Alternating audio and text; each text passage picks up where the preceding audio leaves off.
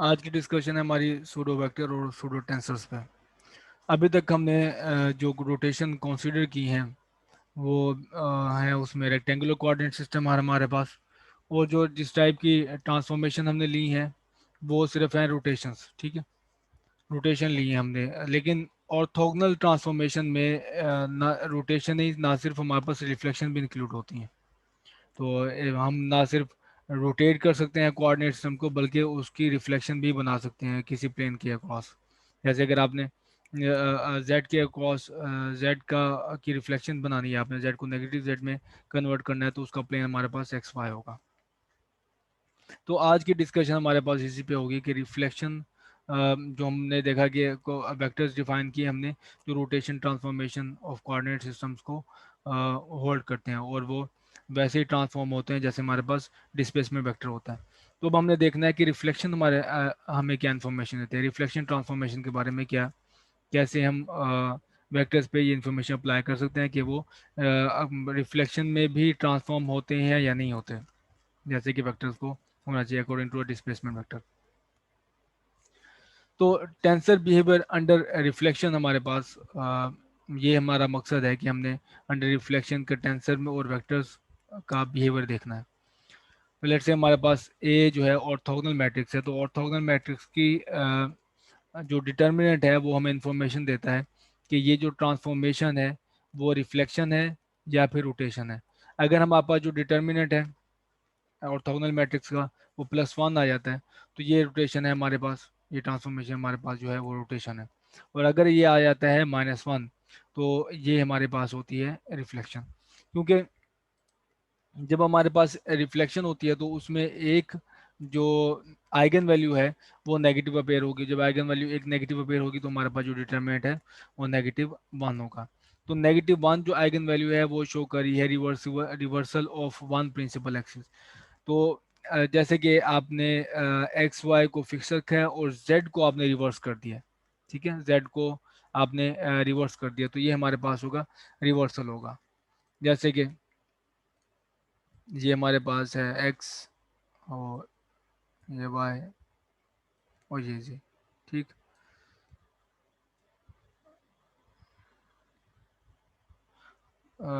मैं इसको लेबल कर दूं, ये एक्स हो गया, ये वाई और ये जी। तो ये हमारे पास है ये पहले है आपके पास प्रॉब्लम है, और अगर आप इसको ट्रांसफॉर्म कर दें ये पॉजिटिव जी है। ठीक है, पॉजिटिव जी, और ये नीचे नेगेटिव होगा। अब अगर आप ये कर दें कि इसका नेगेटिव जो जी है उसको पॉजिटिव जी बना दें और पॉजिटिव जी को नेगेटिव जी बना दें, और बाकी एक्स वाई को फिक्स रहे। ठीक, तो ये हमारे पास होगी रिफ्लेक्शन होगी। तो रिफ्लेक्शन के कॉरस्पॉन्ड हमारे पास जो नज़र आएगा डिटर्मिन ए मैट्रिक्स में हमें पता चलेगा कि रिफ्लेक्शन हुई है, वो ये है कि डिटर्मिनेंट की वैल्यू -1 आ जाएगी। और -1 क्यों पेयर हुआ, जैसे मैंने बताया, वो एक एगन वैल्यू हमारे पास माइनस में हो जाएगी। ठीक है, रोटेशन मैट्रिक्स इसकी, रोटेशन मैट्रिक्स की, और जो कि शो करेगी reversal of one principal axis. तो आप ये जो रिफ्लेक्शन है वो अचीव कर सकते हैं इस तरह के रिवर्सिंग वन और ऑल थ्री एक्सिस, कि आप रिवर्स करें एक एक्सिस को या फिर सारे के सारे तीनों के तीनों एक्सिस को रिवर्स कर दें, कि ये भी एक्स को, इसका ये जो ये पॉजिटिव साइड है इसकी नेगेटिव साइन पॉजिटिव साइड बना दें, ये वाई की पॉजिटिव साइड है इसको नेगेटिव बना दें। तो कैसे हम अचीव कर सकते हैं, हम अचीव करेंगे, रिवर्स करेंगे एक कोऑर्डिनेट सिस्टम को या फिर तीनों के तीनों कोऑर्डिनेट सिस्टम को। तो होगा ये कि हमारे पास ये जो कोऑर्डिनेट सिस्टम है वो कन्वर्ट हो जाएगा right handed to left handed coordinate system. तो यहाँ पे एक टर्म यहाँ पे मैंने जो कॉइन की है वो left handed to right handed coordinate system, उसको हम देख लेते हैं। वो ये होता है कि आप के पास लेट से ये जेड है, जेड एक्सिस है, और आप अगर राइट हैंड से अपना थंब वो लाइन अप करते हैं अलोंग जी एक्सिस, तो आप अगर फिंगर को कर्ल करें तो आपकी जो फिंगर्स हैं वो एक्स से वाई के अलोंग जो है ना वो होनी चाहिए, रोटेट होनी चाहिए। तो ये हमारे पास होगा राइट हैंडेड कोऑर्डिनेट सिस्टम। और अगर ऐसा नहीं है कि आपके पास ये जो अलोंग आप थंब वो अलाइन करते हैं अलोंग जी एक्सिस, और आप देखते हो कि आप के जो फिंगर्स हैं वो कर्ल नहीं हो रही राइट हैंड की फ्रॉम वाई टू एक्स, तो आप देखें कि लेफ्ट हैंड से जो लेफ्ट हैंड है उसकी ये कर्ल होंगी। अब आप लेफ्ट हैंड यूज़ करें और इस पे आप कर्ल करें, अपना थंब अलाइन करें अलोंग जी एक्सिस, और आप देखेंगे कि आप अपने राइट हैंड लेफ्ट हैंड को एक्स से वाई की तरफ रोटेट कर्ल कर सकते हैं। ठीक है, तो ये हमारे पास right hand to left hand system की डेफिनेशन है। तो ये जो ट्रांसफॉर्म रिफ्लेक्शन है एक कोऑर्डिनेट सिस्टम की या तीनों की, ये हमें left right handed coordinate system को बना देती है लेफ्ट हैंडेड कोऑर्डिनेट सिस्टम। तो इसी ज़मन में एक एग्जांपल देख लेते हैं। लेट्स से हमारे पास u और जो v हैं वो डिस्प्लेसमेंट वेक्टर्स हैं, और जो हम जो ट्रांसफॉर्मेशन यहाँ पे लेते हैं पैसिव ट्रांसफॉर्मेशन में आपको याद होगा कि हमें जो रोटेशन कंसीडर करते हैं वो कोऑर्डिनेट्स की कोऑर्डिनेट सिस्टम की रोटेशन को कंसीडर करते हैं, जबकि हमारे पास जो वेक्टर रहते हैं वो फिक्स रहते हैं। तो अगर आप ये करें कि अपने जो कोऑर्डिनेट सिस्टम का z नेगेटिव z बना दें, ठीक है, तो आपका जो पहले पॉजिटिव z था, अब आप नेगेटिव z बना दें, तो फिर ये क्या होगा, हमारे पास दोनों जो डिस्प्लेसमेंट वेक्टर हैं उनका जो नेगेटिव z जो z कंपोनेंट है वो ऑपोजिट हो जाएगा, वो बन जाएगा नेगेटिव। मैं ये कह रहा हूँ कि आपके पास लेट से ये था x, ये y है, ये x है और ये z है। तो आपके पास पहले ये कोऑर्डिनेट सिस्टम था, अब आप ये पॉजिटिव जी था। अब आप क्या करते हैं कि आप नीचे जो है कोऑर्डिनेट सिस्टम जी जो नेगेटिव था, आप उसको बना देंगे पॉजिटिव जी। ये हमने ट्रांसफॉर्मेशन किया। और जबकि जो इस कोऑर्डिनेट की ट्रांसफॉर्मेशन से जो आपके पास सिर्फ जो दोनों डिस्प्लेसमेंट वेक्टर्स हैं u और v, इनके z कंपोनेंट्स नेगेटिव हो जाएंगे। ठीक है, लेकिन जो z कंपोनेंट है u क्रॉस v का अगर आप z कंपोनेंट लें तो वो हमारे पास उसका साइन चेंज नहीं होगा, वो नेगेटिव नहीं होगा। ये देखें z कंपोनेंट जो है क्रॉस प्रोडक्ट ऑफ u और v का, वो होता है u x V Y minus U Y V X. तो ये दोनों आपके पास पॉजिटिव क्वांटिटी है, ये इसका जो साइन है वो चेंज नहीं होगा। तो इस वजह से जब आपके पास जो रिफ्लेक्शन में ट्रांसफॉर्मेशन नहीं हुई, जब आपने कोऑर्डिनेट की रिफ्लेक्शन ली, तो उसमें जो वेक्टर है वैसे ट्रांसफॉर्म नहीं हुआ जैसे वेक्टर को होना चाहिए, जैसे ये डिस्प्लेसमेंट वेक्टर हो रहा है, तो हम इसे कहेंगे u cross v is a pseudo vector. तो एक वेक्टर जो कि हमारे पास ट्रांसफॉर्म होता है according to the vector when we rotate the coordinate system, तो अगर आप कोऑर्डिनेट सिस्टम को रोटेट करते हैं तो वो ट्रांसफॉर्म होता है लाइक अ डिस्प्लेसमेंट वेक्टर, तो वो हमारे पास वहाँ तक वेक्टर है। लेकिन फिर हम चेक करते हैं कि क्या वो रिफ्लेक्शन के एवज भी अगर हम रिफ्लेक्ट करें, रिफ्लेक्शन ट्रांसफॉर्मेशन लें, उसमें भी वो वेक्टर ट्रांसफॉर्मेशन होती है, तो वो अगर ना हो तो उसे हम कहते हैं सूडो वेक्टर। तो ये हमारे पास u क्रॉस v ये क्या है, सूडो वेक्टर है, और ये does not obey the vector transformation law under reflection. Under transfer rotation तो ये लॉ होल्ड करता है, लेकिन अंडर रिफ्लेक्शन ये होल्ड नहीं करता। तो ये रहा हमारे पास सूडो वेक्टर। तो अब अगर हम बात करें सूडो टेंसर की, तो उसके बारे में पहले जो हमारे पास एग्जांपल दिमाग में आती है वो है लेविस विटा। तो हम अपनी आइसोट्रॉपिक जो डिस्कशन है, आइसोट्रॉपिक टेंसर डिस्कशन हमने की थी, उसमें हमने ये इक्वेशन देखी थी ये कि आइसोट्रॉपिक टेंसर वो होते हैं जो कि हमारे पास ऐसे जो ट्रांसफॉर्मेशन है टेंसर की वो exactly itself equal to self हो। ठीक है, तो उस जमन में हमारे पास यहाँ पे एक इक्वेशन अपेयर होती, वो ये थी Levi's alpha beta gamma prime is equal to this and is equal to epsilon alpha beta gamma. तो ये जो हमारे पास है एप्सिलॉन आई जे के, ये हमारे पास है सूडो टेंसर। उसकी वजह क्या है, आप यहाँ पे देख रहे हैं कि डिटर्मिनेंट जो है वो इज इक्वल टू वन आया था, फिर हमने इज इक्वल टू वन होगा, तो फिर ये इज इक्वल टू ये प्लस वन ये वैल्यू बनेगी। ठीक है, और अगर determinant is equal to one, determinant of A is equal to one नहीं है, जो कि रिफ्लेक्शन का केस होता है, याद है डिटर्मिनेंट ऑफ ए जो है वो अगर आप ट्रांसफॉर्म करते हैं अंडर रोटेशन तो ये इक्वल टू वन होता है, और अगर आप ट्रांसफॉर्म करते हैं अंडर रिफ्लेक्शन करते हैं तो ये नेगेटिव वन होता है। तो अगर हमारे पास ये डिटर्मिनेंट ऑफ ए जो अपेयर हो रहा है, अगर रिफ्लेक्शन होगी तो यहाँ पे नेगेटिव साइन आ जाएगा। तो नेगेटिव साइन की वजह से हमारे पास ये है जो लेविस विट है वो है सूडो टेंसर है। ठीक, तो अगेन वो टेंसर्स जो अंडर रोटेशन तो हमारे पास ट्रांसफॉर्म होते हैं, जैसे कि वेक्टर टेंसर को ट्रांसफॉर्मेशन होती है। लेकिन अगर आप रिफ्लेक्शन कंसीडर करें तो रिफ्लेक्शन में हमारे पास एक्स्ट्रा नेगेटिव साइन अपीयर हो जाए, तो इसका मतलब है हमारे पास ये सूडो टेंसर है। अच्छा, अब एक और टर्मिनोलॉजी है, वो है पोलर एंड एक्सियल वेक्टर्स। तो वो हमारे पास जो सूडो टेंसर होगा वो हमारे पास है एक्सियल है, और जो हमारे पास प्योर वेक्टर है वो हमारे पास पोलर है। If a vector satisfy vector transformation under reflection, तो यहाँ पे सिर्फ हमने रिफ्लेक्शन पे क्राइटेरिया रखा है।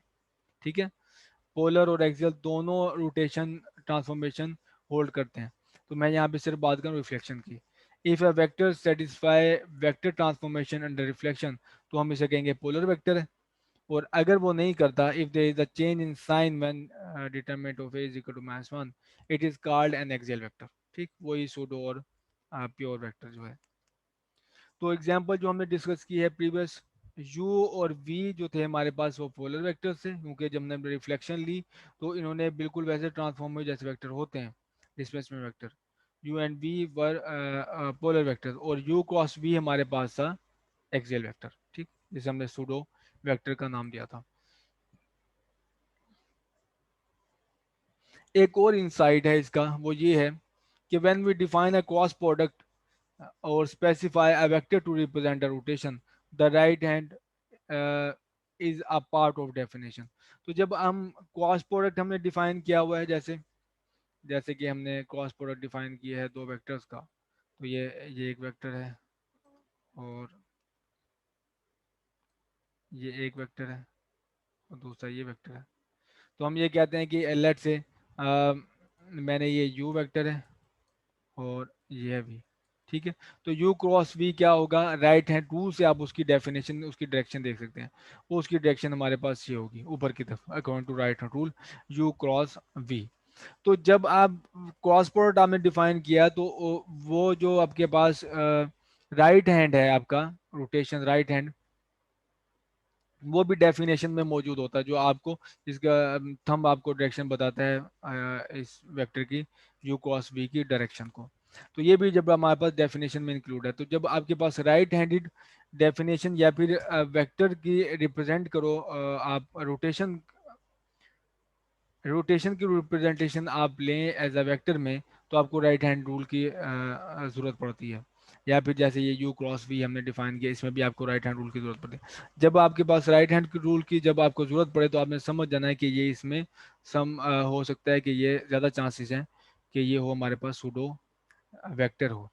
ठीक है, सूडो वेक्टर जब आप राइट हैंड रूल देखो इसमें, या राइट हैंड आप डेफिनेशन में राइट हैंड मौजूद हो, तो आपको इंडिकेशन, आपके कान खड़े हो जाने चाहिए कि ये जो हमारे पास है, ये इसकी पॉसिबिलिटी है कि ये सूडो टेंसर हो।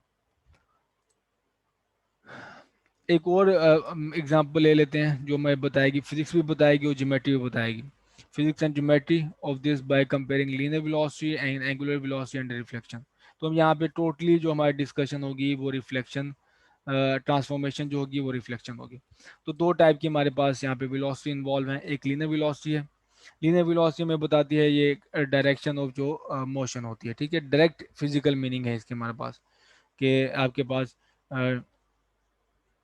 डिस्प्लेसमेंट आप देखते हो कि कैसे विद रिस्पेक्ट टू टाइम जो चेंज हो रहा है, और वो हमें अलोंग द डायरेक्शन ऑफ जो मोशन, जिस डायरेक्शन में जो ऑब्जेक्ट मूव कर रहे हैं, तो उसके अलोंग या उसके ऑपोजिट हमें ये जो है वेलोसिटी, लीनियर वेलोसिटी मिलती है।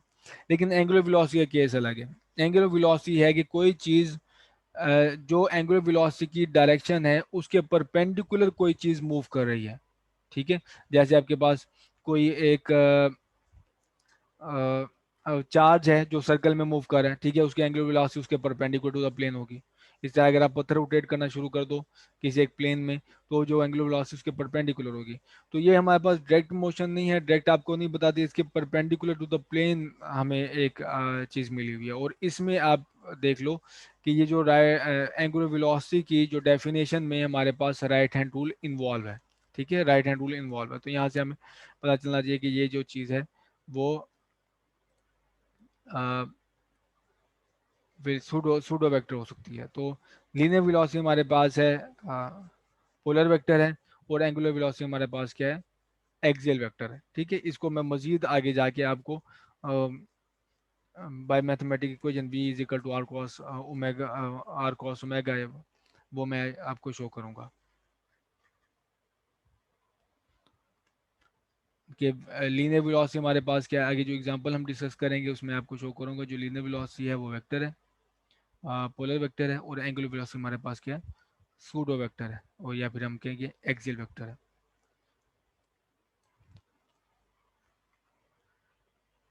तो अभी तक जो हमने डेफिनेशन की है वो है एक क्रॉस प्रोडक्ट की, मैं सिर्फ आपको वर्ड डिफाइन किया था। अभी हम इसकी मैथमेटिकली देख सकते हैं किस तरह में एक वो डिटरमिनेंट अपेयर होगा जो हमें बताएगा कि ये सूडो वेक्टर है।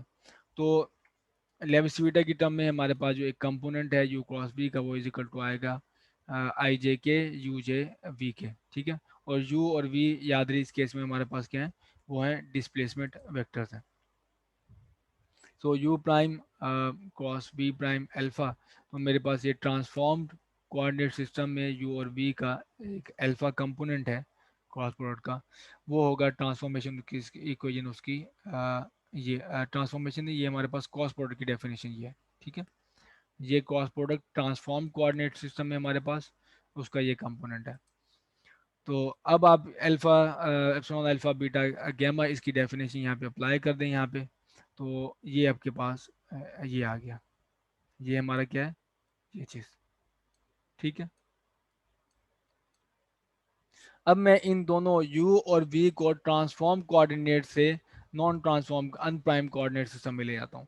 तो आपको पता है कि ये जो ट्रांसफॉर्म कोऑर्डिनेट सिस्टम से अन ट्रांसफॉर्म कोऑर्डिनेट सिस्टम में जाएंगे तो हमारे पास रोटेशन मैट्रिक्स एक अपेयर होगा, और इससे हमारे पास एक रोटेशन मैट्रिक्स यहाँ पे अपेयर हो गया। ठीक है, बीटा टू एम और ये गैमा टू पी। और जैसे कि हमें पता है कि रोटेशन मैट्रिसेस के जो कॉलम हैं वो भी एक दूसरे के ऊपर ऑर्थोगोनल होते हैं, और जो रोज हैं वो भी एक दूसरे के ऊपर ऑर्थोगोनल होते हैं। तो ये हमारे पास क्या है, ये हमारे पास जो सम है वो है कॉलम्स पे। ठीक है, ये एक ये कॉलम पे सम है, और दूसरा सम हमारे पास है ये कॉलम पे। तो ये एक दूसरे के ऊपर है हमारे पास ऑर्थोगोनल, ऑर्थोगोनल होंगे तो ये हमारे पास डेल्टा पेयर हो जाएगा, डेल्टा जे एम और डेल्टा के एम। तो ये डेल्टा जो दो इंडस्ट्रीज है उनको सेम कर देगा, और किन इंडस्ट्रीज को सेम कर देगा, जे और एम को बराबर कर देगा, जे और एम को, और यहाँ पे हमारे पास के और पी को बराबर कर देगा। ठीक, तो एक ही सिर्फ हमारे पास ट्रांसफॉर्मेशन मैट्रिक्स यहाँ पे बच गया। तो ये था एम जिसको इसने जे कर दिया, और ये था पी जिसको यहाँ पे इसने के कर दिया। अल्फा लेविसिविट आई जे के यू जे वी के, और ये हमारे पास सात ट्रांसफॉर्मेशन मैट्रिक्स है। तो यहाँ पे ये देखें ये डेफिनेशन किस चीज़ की है, ये क्रॉस प्रोडक्ट की डेफ का एक कंपोनेंट है, और कौन सा कंपोनेंट है हमारे पास, आइथ, ये आइथ कंपोनेंट है ये यू क्रॉस वी, और ये हमारे पास है ith component. So determinant of A alpha I U cross V, और ये हमारे पास है यहाँ पे आइथ कंपोनेंट। तो ये देखिए पूरी ट्रांसफॉर्मेशन होगी हमारे पास, ये जो अल्फा कंपोनेंट है हमारे पास ये वो ट्रांसफॉर्म हुआ है, ये हमारे पास है prime component, prime coordinate system है, ये है अनप्राइम कोऑर्डिनेट सिस्टम। तो एक रोटेशन मैट्रिक्स इसका मतलब है ये वेक्टर है, दो रोटेशन मैट्रिक्स होते तो हमारे पास सेकंड डायरेक्ट आंसर होता। तो ये इसमें ट्रांसफॉर्म हो गया। एक्स्ट्रा चीज जो साथ अपेयर हुई है वो डिटरमिनेंट ऑफ है, ये देखें ये एग्जैक्टली ट्रांसफॉर्मेशन इक्वेशन है, कुछ नया नहीं है इसमें। हाँ ये चीज़ नहीं है डिटरमिनेंट ऑफ ए जो यहाँ पे अपेयर हो गया। अब ये डिटरमिनेंट ऑफ ए की वैल्यू अगर है 1, तो ये हमारे पास वेक्टर अब वो जो कि हमारे पास केस में होती है रोटेशन मैट्रिक्स में, रोटेशन ट्रांसफॉर्मेशन है तो डिटरमिनेंट ऑफ ए की वैल्यू होगी 1, और अगर हमारे पास रिफ्लेक्शन है तो डिटरमिनेंट ऑफ ए की वैल्यू होगी -1। तो ये अगेन अब आपको मैथमेटिकली नज़र आ रहा है कि ये हमारे पास सूडो टेंसर है। तो cross product is a pseudo vector या टेंसर कह लें फर्स्ट रैंक। तो एग्जांपल कई सारी हैं, जैसे कि पहली एग्जांपल है हमारे पास scalar product of three polar vectors, तो तीन पोलर वेक्टर्स हैं हमारे पास, और उसका हमने लिया स्केलर प्रोडक्ट, और स्केलर आपको प्रोडक्ट जो 3 वेक्टर का स्केलर प्रोडक्ट हमारे पास ये होता है कि ये हमारे पास बन गया क्रॉस प्रोडक्ट, और ये साथ है डॉट। तो आप ये देखें कि ये स्केलर प्रोडक्ट है, ये देखें ये क्या है, ये पोलर वेक्टर है, ये भी पोलर वेक्टर है, ये भी पोलर वेक्टर है। तो लेकिन ये हमारे पास दरम्यान में एक क्रॉस प्रोडक्ट आएगा, तो इस क्रॉस प्रोडक्ट की वजह से हमारे पास क्या आ जाएगा, एक एक्सियल वेक्टर। ठीक है, क्योंकि नेगेटिव साइन अपेयर हो जाएगा ना, यू क्रॉस वी से हमारे पास नेगेटिव साइन यहाँ पे अपेयर हो जाएगा अंडर रिफ्लेक्शन। तो ये हमारे पास एक है एक्सियल वेक्टर। तो एक्सियल वेक्टर का आप डॉट लोगे एक पोलर वेक्टर के साथ, पोलर वेक्टर के साथ, तो आपको मिलेगा सूडो स्केलर। ठीक है, ये क्या है, ये पूरा है एक्सियल वेक्टर या सूडो वेक्टर है। सूडो वेक्टर का वेक्टर के साथ डॉट लोगे तो आपको मिलेगा एक नंबर, और वो होगा सूडो स्केलर। पहली एग्जांपल। दूसरी एग्जांपल, हमसे ये पूछा गया है कि आप टेंसर कैरेक्टर बताएं ऑफ यू क्रॉस एस, तो डब्ल्यू क्रॉस एस। तो डब्ल्यू क्रॉस एस हमारे पास एक क्रॉस प्रोडक्ट है, और इस क्रॉस प्रोडक्ट में डब्ल्यू हमारे पास पोलर वेक्टर है, और एस जो है हमारे पास वो एक्सियल वेक्टर है।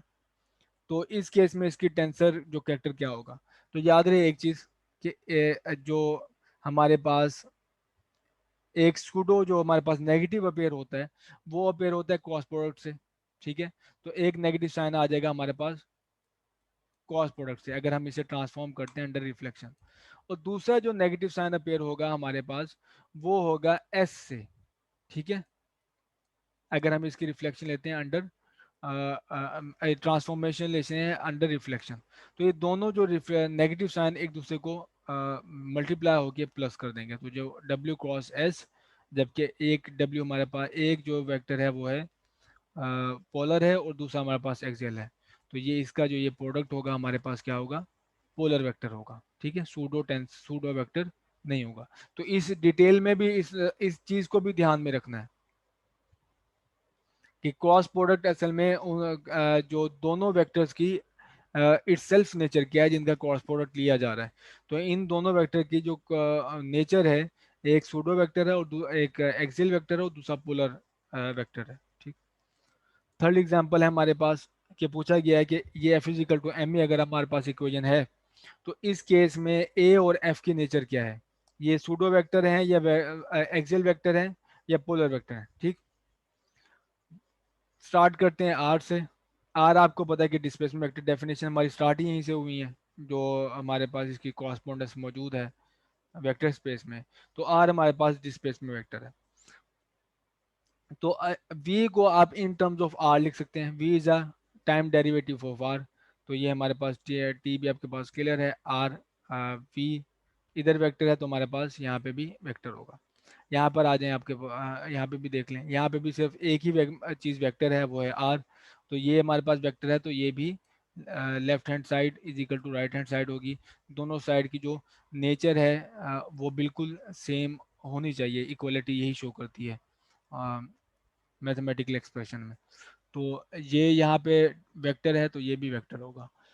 तो ए हमारे पास क्या है, पोलर वेक्टर है। ठीक है, तो ए पोलर वेक्टर है, तो यहाँ पे ये एम तो सिर्फ स्केलर मल्टीप्लाई हो रहा है और ये बन जाता है एफ। तो इस वजह से हमारे पास एफ भी पोलर वेक्टर है। तो ए और एफ दोनों के दोनों पोलर वेक्टर हैं। अब आ जाए लास्ट इंटरेस्टिंग एग्जांपल में, वो है ये कि v इज इक्वल टू डब्ल्यू क्रॉस आर है। सो डब्ल्यू क्रॉस आर जो है ये और इज इक्वल टू वी, ये इसकी नेचर क्या है, इसमें W की नेचर क्या है, R की नेचर क्या है और V की नेचर क्या है, ये हमारे पास क्वेश्चन है। तो R हमें पता है कि वो डिस्प्लेसमेंट वेक्टर है, ये क्या होगा, पोलर। ठीक है, और V हमें पता है ये इस डेफिनेशन से कि ये भी पोलर है। ठीक, और जबकि यहाँ पे एक क्रॉस प्रोडक्ट मौजूद है। ठीक है, क्रॉस प्रोडक्ट मौजूद है हमारे पास। तो ये क्रॉस प्रोडक्ट की वजह से हमारे पास एक नेगेटिव साइन अपेयर हो जाएगा। ठीक है, लेकिन हमें क्या प्रोडक्ट चाहिए, एट एंड हमारे पास वो है पोलर वेक्टर है। तो W को एक्सियल वेक्टर होना चाहिए, W को एक्सियल वेक्टर होना चाहिए, तभी हमारे पास V जो होगा पोलर वेक्टर आएगा। अगेन ये एक क्रॉस प्रोडक्ट है, पोलर वेक्टर का, ठीक है, जिसका एट एंड रिजल्ट आए हमारे पास एक पोलर वेक्टर। तो ये एक नेगेटिव साइन हमारे पास क्रॉस प्रोडक्ट के की वजह से अपेयर होगा, और दूसरा फिर ये हमारे पास सूडो, ये जो वेक्टर है ये सूडो वेक्टर या एक्सियल वेक्टर होना चाहिए, तब जाके हमें ये पोलर वेक्टर मिलेगा। तो ये आप ये देख लें कि ये जो हमने यहाँ पे ये एग्जांपल देखी थी, ये जो मैं डिस्कस कर रहा हूँ, ये बिल्कुल इसका कन्वर्स है, ये बिल्कुल उसका ऑपोजिट है। हम स्टार्ट हुए थे यहाँ से, तो ये जबकि यहाँ से यूँ स्टार्ट हुई है। अच्छा, ये एक्सप्रेशन है आर क्रॉस एफ। अनवार, ये पोलर है या सर टाउ टाउ पोलर है या फिर वो वेक्टर ये है, एक्सियल है? ये पोलर होगा सर। दोबारा देखो, किनका क्रॉस प्रोडक्ट लिया जा किसका क्रॉस प्रोडक्ट लिया जा रहा है? ये ये आर देखो, और ये। हाँ आर क्या है, पोलर है। Yes sir. एफ अभी मैं बता चुका हूँ पोलर है। तो दोनों का सेम पोलर का होगा तो क्रॉस सूडो प्रोडक्ट वेक्टर होगा, होगा। तो आपके पास क्या आएगा, एक्सियल आएगा। अच्छा, एक इंटरेस्टिंग चीज जो आपकी इलेक्ट्रोडायनेमिक्स के वाले से, फैराडेज लॉ आप सबने देखा हुआ है, वो है partial B over partial T is equal to है minus del cross E, Faraday's law. इसका कोई मुझे बताए, ये एक्सियल है या पोलर? मैग्नेटिक फील्ड जो है वो पोलर वेक्टर है या फिर एक्सियल वेक्टर है, या फिर आप कहेंगे वेक्टर है या सूडो वेक्टर है? सुल्तान, आप कोशिश करो।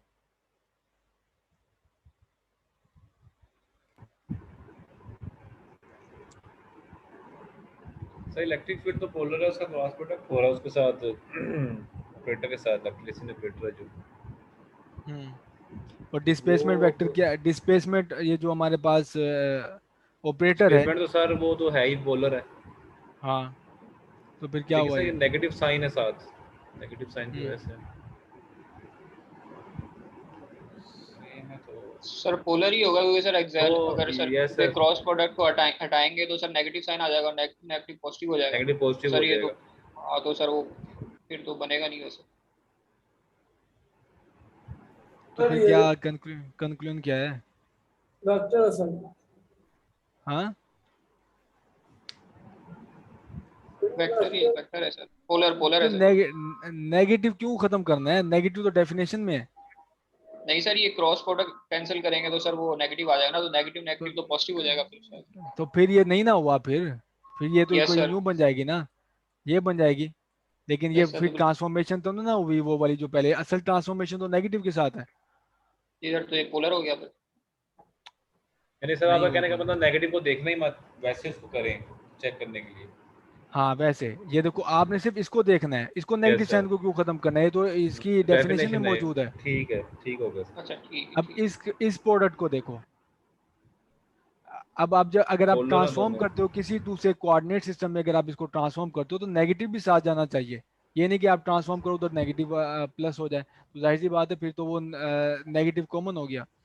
तो इस केस में ये पोलर है, ये भी पोलर है, इसके क्रॉस प्रोडक्ट लोगे तो वो हमारे पास क्या आएगा, सूडो आएगा, ठीक है। सूडो आएगा सर, तो मैग्नेटिक फील्ड वेक्टर नहीं है, मैग्नेटिक फील्ड क्या है हमारे पास, सूडो सूडो वेक्टर है। वेक्टर। और याद करो कि हम जो मैग्नेटिक फील्ड भी डिफाइन करते हैं उसमें भी राइट हैंड रूल इन्वॉल्व होता है। जैसे ही है ना, कि अगर आप वायर में, मैंने वायर की मैग्नेटिक फील्ड अगर आप डिफाइन करें, वायर में जो चार्जेस मूव कर रहे हैं, तो आप राइट हैंड रूल वहां पे यूज करते हो या यस नहीं सर, करते? Yes sir.